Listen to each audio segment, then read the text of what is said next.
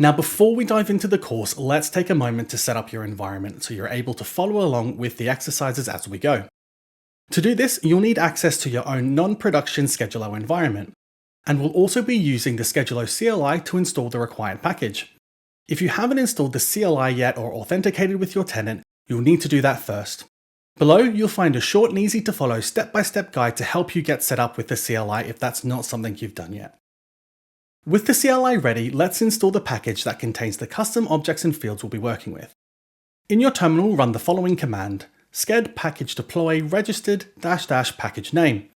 Then enter the package name you see on screen. You'll also find a copy of the full command below so you can copy and paste it directly into your terminal. Once you run the command, the installation should complete in just a few moments. When it's done, let's verify that everything was installed correctly. In your Skedulo environment, navigate to Settings, then Objects and Fields. First, look for an object called Equipment Maintenance History. This object contains several custom fields that we'll be working with throughout the course. Next, let's check that the custom fields for accounts have also been installed correctly. Open the Accounts object and you should see additional fields such as Active, Rate, Type, and Industry. These fields will be used later on the course when we start working with list views and learn about filtering. Now, before we move on to loading some sample records to work with, we want to make sure we add our custom fields to the account list view. To do this, we're going to click on Edit Default Columns, and then from the Add Column dropdown, we're going to add each of our newly created custom fields: Active, Industry, Rate, and Type. Once you've done that, press Save, and we've finished making the account configuration changes we need for this course.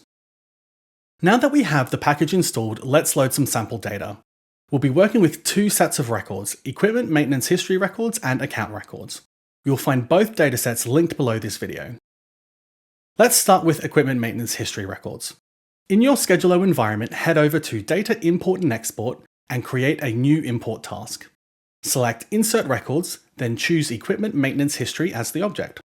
Next, browse for the CSV file and upload it. The system should automatically map the fields for you, so just click Continue, then Create Task to complete the import.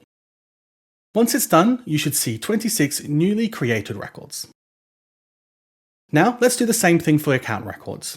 Go to Data Import and Export and create an import task. Select Insert Records, and this time choose Accounts as the object. Upload the CSV file, confirm the field mappings, and click Create Task. Now that we have our data in place, we're ready to start exploring list views. In the next lesson, we'll introduce what list views are, where they appear, and how they help you organize and work with data in Skedulo. See you there.